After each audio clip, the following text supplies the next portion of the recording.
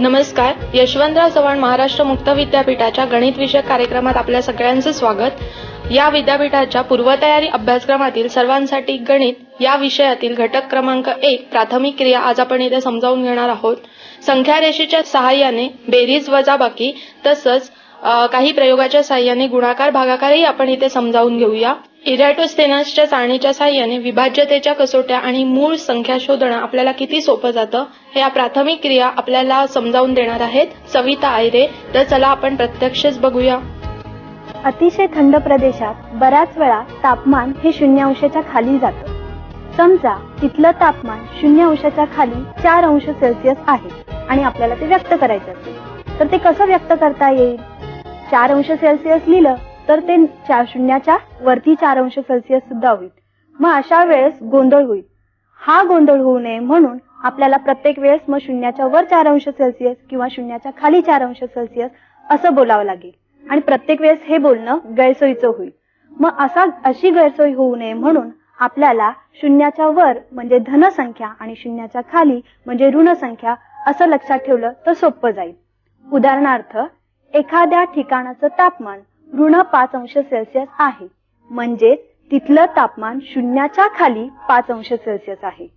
एखाद्या पदार्थाचं तापमान धन 8 अंश सेल्सिअस आहे म्हणजे त्या पदार्थाचं तापमान 0च्या वर 8 अंश सेल्सिअस आहे. इथे धन 8 अंश सेल्सिअस हे नुसते 8 अंश सेल्सिअस लिहिले तरी चालेल. इथे धन चिन्ह हे गृहीत धरलेलं आहे. हे समजून घेण्यासाठी आपण आणखीन काही उदाहरणं बघूयात. एखाद्या ठिकाणाची उंची आपण ते ठिकाण समुद्र सपाटीपासून किती उंचावर आहे हे मोजल्यानंतरच सांगत असतो.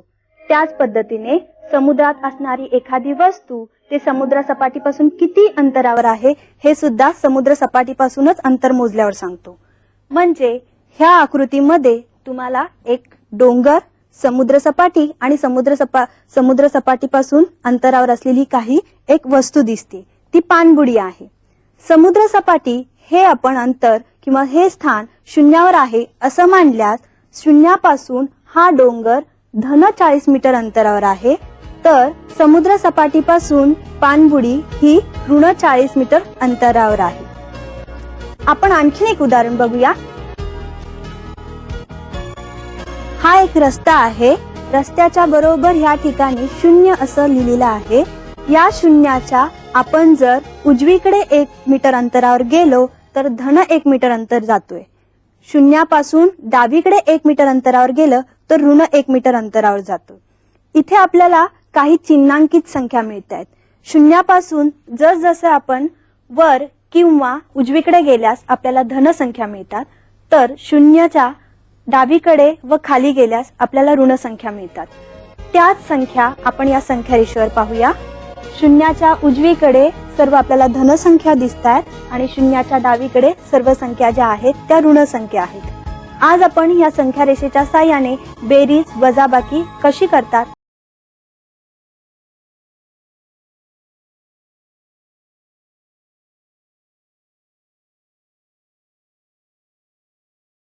हे आपण संख्या रेषेवर सोडूया. 2 ही संख्या रेषेवर 0च्या उजवीकडे आहे म्हणून 2 पासून आपण सुरुवात करणार आहोत. 2 पासून आपल्याला कोणत्या दिशेला जायचं आहे हे आपल्याला हे चिन्ह सांगतंय. ते चिन्ह आहे धन. म्हणजेच आता आपल्याला 2 पासून उजवीकडे जावं लागणार. किती घरं हे आपल्याला पुढची संख्या सांगते ती म्हणजे 3. म्हणजे 2 पासून उजवीकडे आपण 3 घरं जाणार आहोत. म्हणजेच 1 2 3 आपल्याला 5 ही संख्या मिळाली. हेच उदाहरण आपण वेगळ्या पद्धतीने सोडू शकतो. जशी आपण 2 पासून सुरुवात करून सोडवलं तसंच आपण 3 पासून सुरुवात करून पण सोडवू शकतो. म्हणून जर सुरुवात 3 पासून करणार असू तर 3 पासून आता आपल्याला कुठे जायचं आहे हे आपल्याला 2चं चिन्ह सांगेल. 2चं चिन्ह धन आहे म्हणजेच आपल्याला 3 पासून आता उजवीकडे 2 घरं जायची आहेत. म्हणून 3 पासून जर आपण सुरुवात केली तर 1 आणि 2 5 हा अंक मिळतोय. म्हणजे 2 आणि 3 यांची बेरीज 5 येते. आपण आता पुढचं उदाहरण सोडूया. ऋण 4 अधिक 5 इथे सुरुवात करताना आपण ऋण 4 पासून करणार आहोत. ऋण 4 पासून धन म्हणजे आता आपल्याला पुन्हा ऋण 4 पासून आपल्याला उजवीकडे जावं लागेल. उजवीकडे किती घरं जायचे आहेत तर 5 घरं. म्हणून ऋण 4 पासून सुरुवात करूया. 1 2 3 4 5. 1 हा अंक मिळतोय. बरोबर. मग आता जसं आपण ऋण 4 पासून सुरुवात करून हे गणित सोडवलं तसंच जर 5 पासून सुरुवात केली तर काय होते बघूया. 5 पासून सुरुवात केली तर आपल्याला आता कुठे जायचं आहे. ऋण म्हणजे 5च्या डावीकडे. किती घरं तर 4 घरं. म्हणून जर 5 पासून सुरुवात केली तर डावीकडे केलं तर 1 2 3 4. पुन्हा 1 हा अंक मिळतोय. म्हणून ऋण 4 अधिक 5 यांची बेरीज आपल्याला 1 ही मिळाली. पुढचं उदाहरण बघूया. ऋण 5 अधिक 4. मगाशी केल्याप्रमाणेच आता आपण ही उदाहरणं सोडवणार आहोत. ऋण 5 पासून सुरुवात करूया. ऋण 5 पासून पुढे धन चिन्ह आहे म्हणून ऋण 5 पासून आपल्याला उजवीकडे जावं लागणार आहे 4 घरं. मग ऋण 5 पासून आपण सुरुवात करूया आणि उजवीकडे 4 घरं जाऊयात. 1 2 3 4. ऋण 1 उत्तर मिळते आपल्याला. तेच आपण 4 पासून सुरुवात केल्यावर सुद्धा मिळणार आहे मगाच्याच पद्धतीने. म्हणून ऋण 5 अधिक 4 यांची बेरीज आपल्याला ऋण 1 मिळाली. पुढचं चौथं उदाहरण सोडूयात. ऋण 2 ऋण 4. आता इथे सुरुवात करताना आपण कोणत्याही अंकापासून मगाशी सांगितल्याप्रमाणे करू शकतो. ऋण 2 पासून सुरुवात केल्यास ऋण म्हणजे ऋण 2 पासून आपल्याला डावीकडे जावं लागणार. किती घरं तर 4 घरं. म्हणून ऋण 2 पासून आपण आता डावीकडे 4 घरं जाऊयात. 1 2 3 4. ऋण 6 हा अंक आपल्याला इथे मिळाला. म्हणून ऋण 2 ऋण 4 यांची जी काही बेरीज होते ती आहे ऋण 6. या सर्व उदाहरणावरून आपल्या एक लक्षात येतंय 2 आणि दुसऱ्या आणि तिसऱ्या उदाहरणामध्ये एक संख्या ऋण आणि एक संख्या धन आहे. एक संख्या ऋण आणि एक संख्या धन आहे. इथे त्यांची बेरीज करतोय पण प्रत्यक्षात उत्तर मात्र आपल्याला इकडे 1 तर इकडे -1 मिळतंय. मग ह्याच्यावरून आपल्याला एक नियम इथे सांगता येतो.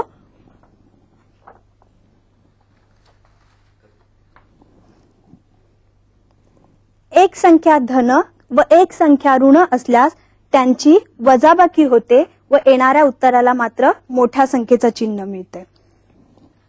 शेवटच्या उदाहरणावरून आपल्याला लक्षात येत आहे दोन्ही संख्या ऋण आहेत आणि त्यांची इथे मात्र बेरीज झालेली आहे. म्हणून शेवटच्या उदाहरणावरून आपल्याला एक नियम लक्षात येतोय की दोन्हीही संख्या ऋण असताना दोघांची बेरीज होते व येणाऱ्या उत्तराला ऋण चिन्ह येतं. जसं आपण इथे संख्या रेषेच्या साहाय्याने बेरीज कशी करायची ही पाहिली तसंच आपल्याला संख्या रेषेवरच जर वजाबाकी करायची असेल तर काही नियम बघावे लागतील. ते नियम आधी आपण समजून घेऊयात.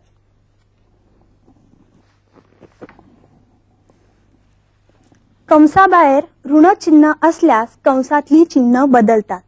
इथे कंसाबाहेर ऋण चिन्ह आहे आणि कंसातल्या संख्येला धन चिन्ह आहे म्हणून कंसातली जी संख्या असेल तिचं चिन्ह आता बदलणार. धनचं ते आता ऋण होणार. कंसाबाहेर ऋण चिन्ह आहे आणि कंसात ऋण चिन्ह आहे म्हणून सुद्धा इथे पुन्हा कंसातल्या संख्येचं चिन्ह बदलणार आणि ते धन येणार. तसंच कंसाबाहेर जर धन चिन्ह असल्यास कंसातलं चिन्ह बदलत नाही. इथे दाखविल्याप्रमाणे कंसाबाहेर धन आहे कंसात ऋण आहे ते चिन्ह आहे तसंच राहिलेलं आहे. धन कंसात धन आहे तसंच चिन्ह राहिलेलं आहे. नियम कळल्यानंतर आपण प्रत्यक्षात आता काही उदाहरणं सोडूया. पहिलं उदाहरण आहे 4 वजा कंसात अधिक 2. कंसाच्या बाहेर वजा चिन्ह आहे म्हणजे आता कंसातलं चिन्ह बदलणार. इथे धन आहे तेच आता ऋण होणार म्हणून हेच उदाहरण आपण कसं लिहू शकतो तर 4 वजा 2 असं लिहू शकतो. 4 वजा 2 हेच आता आपण संख्या रेषेवर सोडूया. सुरुवात आपल्याला 4 ह्या अंकापासून करावी लागेल. वजा 2 म्हणजेच आता आपल्याला 4 पासून डावीकडे 2 घरे जावी लागतील म्हणून 4 पासून आपण डावीकडे 2 घरे जाऊयात. 1 आणि 2. 2 हा अंक मिळाला म्हणून 4 वजा 2 यांची जी वजाबाकी येते ती 2 आहे. पुढचं एक उदाहरण सोडूया. कंसात 4 वजा 4 वजा कंसाच्या आत वजा 2. हे उदाहरण सोडवत असताना सुद्धा कंसाच्या बाहेर आता वजा चिन्ह आहे, म्हणून कंसातल्या संख्येचं चिन्ह आता बदलणार आणि हेच उदाहरण आपण -4 अधिक 2 असंही लिहू शकतो. -4 अधिक 2 संख्या रेषेवर सोडवत असताना सुरुवात आपण -4 पासून करूयात. -4 अधिक 2 म्हणजे -4 पासून आपल्याला आता उजवीकडे जावं लागेल 2 घरं, म्हणून 1 आणि 2 आपल्याला संख्या मिळाली -2, म्हणून -4 अधिक 2 यांची वजाबाकी -2 एवढी आपल्याला मिळते. आता हे उदाहरण आपण प्रत्यक्षात संख्या रेषेवर सोडूया. ऋण 4 पासून आपण सुरुवात करणार आहोत. ऋण 4 पासून आपल्याला -2 म्हणजेच ऋण 4 पासून उजवीकडे आता 2 घरं जावी लागणार, म्हणून -3 आणि -2 आपल्याला उत्तर मिळतात -2, म्हणून ऋण 4 अधिक 2 यांची वजाबाकी -2 एवढी आपल्याला मिळते. आणखीन एक उदाहरण सोडूया. आपलं उदाहरण आहे 4 अधिक कंसात -3. इथे कंसाच्या बाहेर धन चिन्ह आहे, इथल्या कंसातल्या संख्येचं चिन्ह आता बदलणार नाही, म्हणून ते चिन्ह तेवढंच राहील, म्हणून 4 वजा 3 असं त्याचं रूपांतर होईल. 4 वजा 3 याची संख्या रेषेवर सुरुवात करताना 4 या अंकापासून करणार आहोत. 4 पासून आता -3 म्हणजे डावीकडे 3 घरं जावी लागणार. 1, 2 आणि 3 उत्तर आलं 1.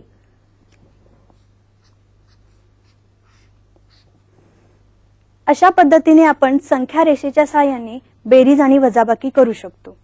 याच पद्धतीने आपण आता भागाकार आणि गुणाकार कसा करायचा हे बघणार आहोत. माझ्याकडे काही 5x5 चौरस आखलेले पट्ट्या आहेत. ही 1 चौरस असलेली पट्टी आहे, ही 2 चौरस असलेली पट्टी आहे, ही 3 चौरस असलेली पट्टी आहे, 4 चौरस असलेली पट्टी आहे, 5 चौरस असलेली पट्टी आहे आणि 6 चौरस असलेली पट्टी आहे. अशा आपण कितीही चौरस असलेल्या पट्ट्या वापरू शकतो, पण इथे प्रत्यक्षात आपण 1 ते 6 चौरस असलेल्या पट्ट्या वापरणार आहोत. या बॉक्समध्ये आता मी एक पट्टी टाकणार आहे. 3 चौरस असलेली पट्टी मी आता या बॉक्समध्ये ठेवून दिली. आणखीन 2 चौरस असलेली पट्टी मी या बॉक्समध्ये ठेवली. आता या बॉक्समध्ये असलेल्या चौरसांची संख्या किती, तर आधीचे 3 आणि नंतर टाकलेले 2 म्हणजे एकूण 5 चौरस त्या बॉक्समध्ये झाले. त्यामध्ये आणखीन मी 2 चौरस असलेली पट्टी टाकते, म्हणजे आता त्या बॉक्समध्ये असलेल्या चौरसांची संख्या आपण परत एकदा बघूया. हे 3, 2 5 आणि 2 7 असे एकूण 7 चौरस ह्या बॉक्समध्ये आता आहे. इथे मी प्रत्येक वेळेस चौरसांची संख्या वाढवते आहे. एक चौरस मी यामध्ये टाकते. यात मी एक चौरस टाकते म्हणजेच मी याच्यामध्ये चौरस मिळवते. बॉक्समध्ये आपण इथे चौरस टाकत होतो म्हणजेच तिथे बेरीज करत होतो. आता समजा याच बॉक्समधून मी 2 चौरस असलेली पट्टी काढली, तर आता या बॉक्समध्ये किती चौरस उरले आहेत बरं, तर चौरस उरलेले आहेत 5. त्यातून मी आणखीन 2 चौरस असलेली पट्टी काढून टाकली. आता मात्र त्या बॉक्समध्ये 3च चौरस उरलेत. इथे आपण पट्टी काढून घेतोय म्हणजे चौरस काढतोय, इथेही आपण वजाबाकी केली. म्हणजे अशा पद्धतीने जेव्हा आपण एक चौरस त्यात टाकतो तेव्हा बेरीज करतो आणि एक चौरस आपण काढतो म्हणजेच वजाबाकी करतो. आपण या पट्ट्यांच्या साहाय्याने आज गुणाकार कसा करतात ते बघणार आहोत.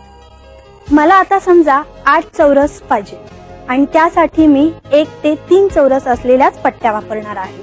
तर ते कसं करूयात. माझ्याकडे समजा 1 चौरस असलेली पट्टी मला वापरायची आहे, तर असे मला 8 चौरस इथे घ्यावे लागतील.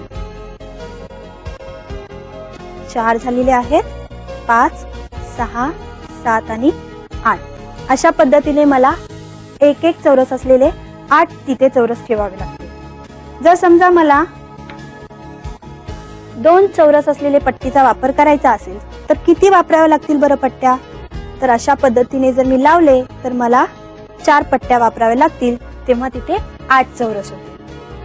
जर समजा 3 चौरसची पट्टी वापरायची असेल तर मला इथे 3 चौरस असलेली पट्टी 2 वेळा वापरावी लागेल आणि आणखीन 2 चौरस उरले म्हणून मला 2 चौरस असलेली पट्टी 1 वेळा वापरावी लागेल.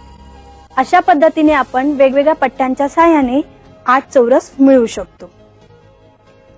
1 चौरस असलेले आपण 8 इथे चौरस वापरलेले आहेत. 8 वेळा ते आपण एकत्र मिळवलेले आहेत म्हणून 1 गुणिले 8 असं त्याचं आपण लिखाण करू शकतो. 2 चौरस असलेल्या पट्ट्या आपण किती घेतलेल्या आहेत? 4 घेतलेल्या आहेत.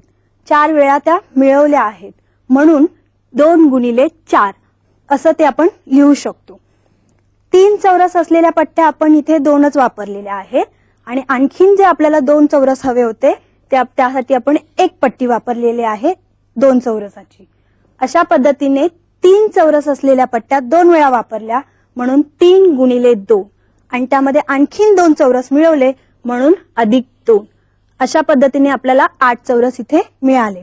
मग यावरून आपल्याला काय सांगता येते की एखादी संख्या जेवढ्या वेळा मिळवतो त्या संख्येने आपण पहिल्या संख्येला गुणतो.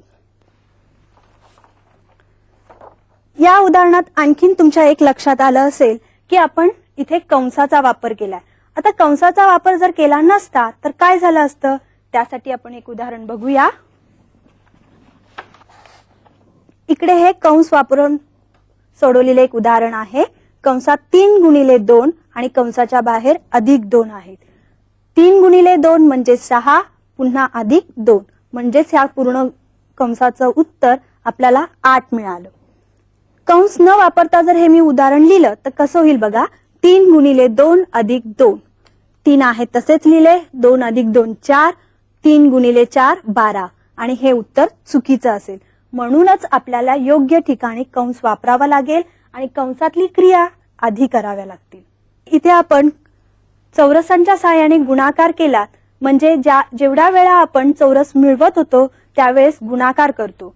जेवढ्या वेळा आपण चौरस वजा करतो त्यावेळेस भागाकार करतो. हेच आपण आता प्रत्यक्षात इथे बघूया.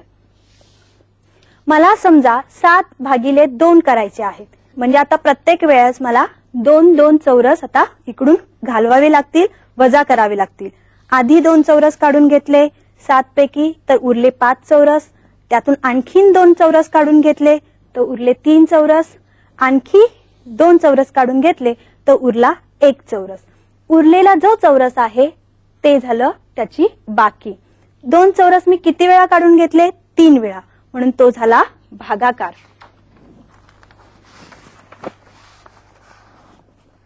जी उरली ती बाकी. किती वेळा आपण 2 चौरस कमी केले तर 3 वेळा म्हणून तो झाला भागाकार. एकूण चौरसांची संख्या होती 7 म्हणजे ते झालं भाज्य. आणि किती आपण चौरस कमी करत गेलो प्रत्येक वेळेस तर प्रत्येक वेळेस 2 म्हणून ते झालं भाज्य. असंच आपण आणखीन एक उदाहरण सोडूयात. आपल्याला उदाहरण आहे सोडवायचं 6 भागिले 2. त्यासाठी मग पुन्हा मला 6 चौरस घ्यावे लागणार. भागिले 2 म्हणजे प्रत्येक वेळेस 2 चौरस कमी करूयात. 6 मधून 2 चौरस कमी केले उरले 4 चौरस. त्यातून आणखी 2 चौरस कमी केले फक्त 2 चौरस उरले आणि तेही मी आता त्यातून काढले म्हणजे आता इथे काहीच शिल्लक राहत नाहीये म्हणजे बाकी झाली 0. इथे 6 ला 2 ने पूर्ण भाग गेलाय म्हणजे बाकी इथे 0 राहिलेली आहे. ज्या वेळेस एखाद्या संख्येला पूर्ण भाग जातो तेव्हा आपण तिथे निशेष भाग गेला असे म्हणतो. अशाच पद्धतीने आपण 2 ने भाग जाणाऱ्या संख्या त्यांच्यासाठी बनवलेली ही एक चाळणी बघूयात. या पुठ्ठ्यावर 1 ते 100 असे अंक आहेत आणि त्याच्यावर आता आपण ही 2 ची चाळणी टाकणार आहोत. 2 ची चाळणी म्हणजेच त्या चाळणीतून फक्त 2 ने भाग जाणाऱ्या संख्या आपल्याला इथे दिसतील. त्या संख्येचं निरीक्षण केल्यावर आपल्याला एक लक्षात येईल ज्या काही संख्या आहेत त्यांच्या एकक स्थानी 2, 4, 6, 8, 0 ही अंक आहेत. म्हणजे याच्यावरून आपल्याला इथे 2 ची कसोटी लक्षात येते की ज्या संख्यांच्या एकक स्थानी 0, 2, 4, 6, 8 हे अंक येतात त्या संख्यांना 2 ने पूर्ण भाग जातो. आता आपण 3 ची चाळणी त्याच्यावर टाकणार आहोत. म्हणजेच फक्त 3 ने भाग जाणाऱ्या संख्या आता आपल्याला इथे दिसतात. त्या संख्यांचं जर निरीक्षण केलं तर तुमच्या लक्षात येईल दिलेल्या संख्यांच्या एकक आणि दशक स्थानीच्या अंकांची जर आपण बेरीज केली तर त्या बेरजेला 3 ने भाग जातोय. उदाहरण बघूयात वाटलंच तर 6 आणि 3 यांची बेरीज येते 9 आणि 9 ला 3 ने भाग जातोय. म्हणजे 63 या संख्येला सुद्धा 3 ने भाग जातोय. यावरून आपल्याला 3 ची कसोटी लक्षात येते की ज्या संख्येमधील अंकांची बेरीज त्या बेरजेला जर 3 ने भाग जात असेल तर त्या संख्येला 3 ने भाग जातो. आणखीन आपण एक चाळणी बघूया. ही 5 ची चाळणी आहे. यातून फक्त 5 ने भाग जाणाऱ्याच आपल्याला संख्या दिसतात. त्या संख्यांचं जर निरीक्षण केलं तर लक्षात येतं की ज्या संख्यांच्या एकक स्थानी 5 आणि 0 आहेत त्याच संख्यांना 5 ने भाग जातोय. यावरून 5 ची कसोटी आपल्या लक्षात येते की जेव्हा एकक स्थानी 0 किंवा 5 असेल त्या संख्येला 5 ने पूर्णपणे भाग जातो. आणखीन एक चाळणी बनवलेली आहे ती आपण बघूयात. ती आहे 9 ची चाळणी. म्हणजेच फक्त 9 ने भाग जाणाऱ्या संख्या आपल्याला इथे दिसतात. त्यांचं निरीक्षण केलं तर असं लक्षात येतंय ज्या संख्यांची बेरीज आहे आणि त्या बेरजेला 9 ने भाग जात असेल तर त्या संख्येला 9 ने भाग जातोय. उदाहरण जर वाटलंच तर इथे घेऊया 27. इथे 2 आणि 7 यांची बेरीज 9 आली आणि त्या 9 ला 9 ने भाग जातोय. म्हणजे 27 ला 9 ने भाग जातोय. म्हणजे या पद्धतीने आपण इथे 2, 5, 3 आणि 9 यांच्या कसोट्या बघितल्या. आणखीन एक माझ्याजवळ एक चाळणी आहे. तिच्यावर सुद्धा 1 ते 100 असे अंक आहेत. मगाशी आपल्याला फक्त 2 ने भाग जाणाऱ्या संख्या दिसत होत्या. आता मात्र या चाळणीने 2 ने भाग जाणाऱ्या संख्या लपलेल्या आहेत आणि ज्या संख्या दिसतायत त्यांना 2 ने भाग जात नाही अशाच आपल्याला संख्या दिसतायत. त्याच पद्धतीने 3 ची सुद्धा चाळणी आहे. 3 ने भाग न जाणाऱ्या संख्याच आपल्याला इथे दिसतायत.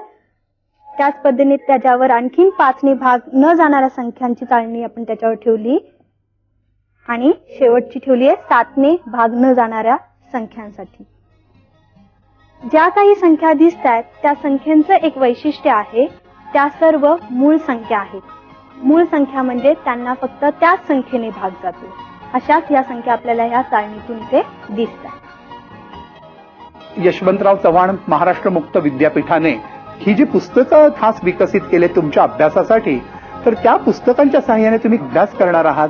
ही पुस्तकं नीट वाचा. हा कार्यक्रम त्याला जोड म्हणून निश्चित मदत करेल.